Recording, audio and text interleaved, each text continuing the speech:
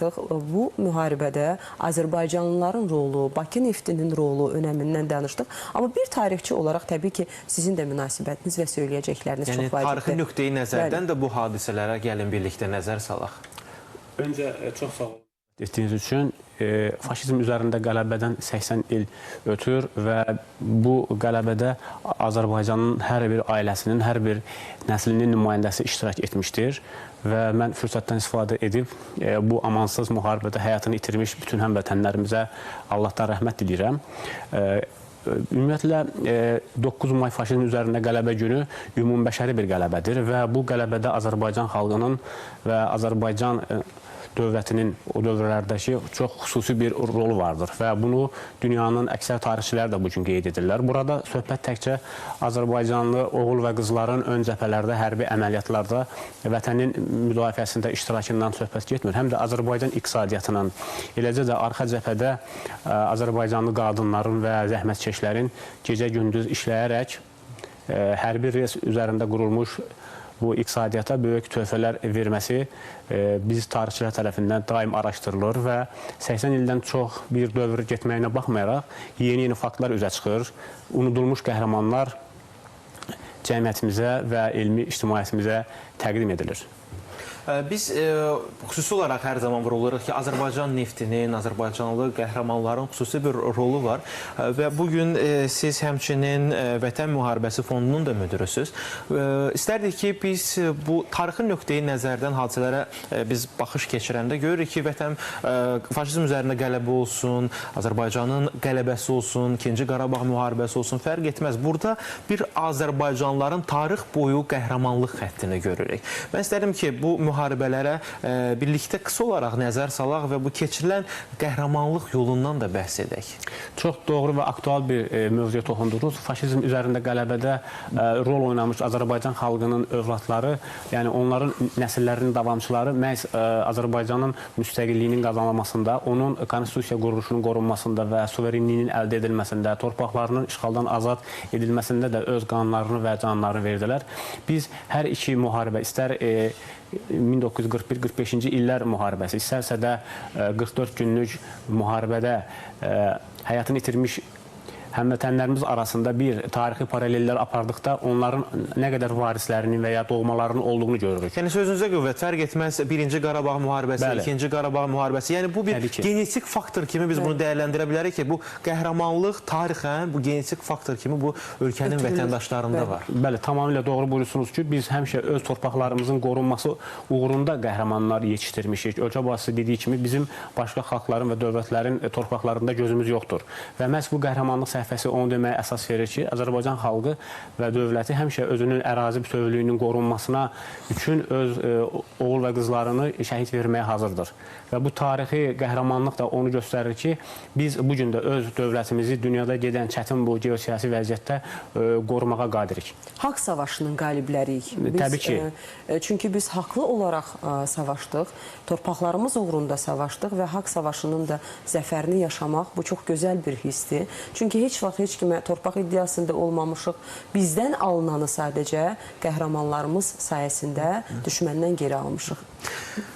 Biz bugün qələbələrdən danışırıq, qələbəmizdəki qəhrəman oğullarımızın şücaətindən bəhs edirik. Siz həmçinin Azərbaycan Tarixi Muzeyinin Vətən Müharibəsi Fondunun müdürüsünüz. Mən istərdim ki, o fonddan da bir qədər bəhs edək. O fond özündə nəyə ehtiva edir, tamaşaçılarımız da məlumatlansınlar. Deməli, 2020-ci ildə başlamış 44 günlük Vətən müharibəsindən sonra bizim Milli Azərbaycan Tarixi Muzeyinin rəhbərliyi və Elmi Şurasının qərarı ilə həyatını itirmiş, şəhid olmuş və qazi olmuş həmvətənlərimizə məxsus şəxsi əşyaların və materialların toplanması ilə muzey əməkdaşları məşğul oldular və qısa vaxt ərzində Vətən Müharibəsi Fondu təsis edildi və 2021-ci ildən başlayaraq pandemiya və karantin şəraiti olmasına baxmayaraq biz Azərbaycanda ilk dəfə Vətən Müharibəsi mövzusunda sərgi təşkil etdik. Anadır arzuları hər zaman Qarabağ adlanan bu sərgi ölkə ictimaiyyətinə üçün demək olar ki, özünün yenilikləri ilə çıxış etdi və bizim muzeyin həm yerli, həm də xarici ziyarətçiləri bu sərgidə Azərbaycan xalqının oğul və qızlarının qəhrəmanlığını, vətənin müdafiəsi, işğal olmuş torpaqların azad edilməsi uğrundakı hünərini gördülər. Qeyd edim ki, hazırda bizim Vətən Müharibəsi Fondunda 3377 adlı inventar mühafizə edilir.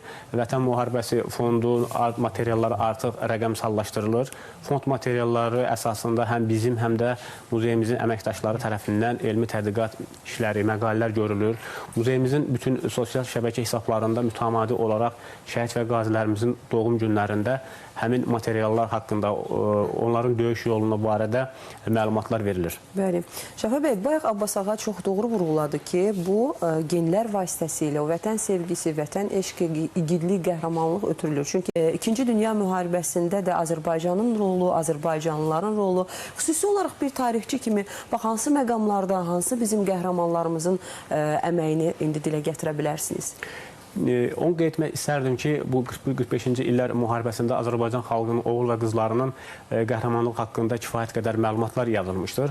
Ancaq biz son dövrlər araşdıran zaman xüsusi igidliyi ilə seçilən qəhrəmanlarımızın adını çəkə bilərik. Bunlardan mən xüsusi olaraq, ilk olaraq mən Stalingrad savaşında xüsusi igidlik göstərmiş hərbi kəşfiyyatçı Həmzə Sadıqovun adını çəkmək istərdim. Bildiyiniz kimi, məhz 1943-cü ilin yanvar ayında Stalingrad ətrafında gedən döyüşlərdə Sovet qoşunları qələbəsi məhz müharibədə yeni bir dönüş oldu və bu Hitler ordusunun məğlub edilməzlik mifini sarsıtdı və həmçinin həmin müharibə müttəfiqlərin ikinci cəbhənin açılmasına razılıq verməsi və sonralar Tehran şəhərində məşhur Tehran konferansının keçirilməsinə gətirib çıxartdı. Məhz bu savaşda çox milyonlu Hitler ordusunun çox zabitlərinin, onların feldmarşallarının əsir düşməsi məhz Azərbaycanlılar tərəfindən həyata keçirilmişdir ki, bu əməliyyata da Həmzə Sadıqov başçılıq etmişdi. O, Hitlerin ən sevimli feldmarşallarından biri olan Karl von Rodenburgu Stalingradda onun gizli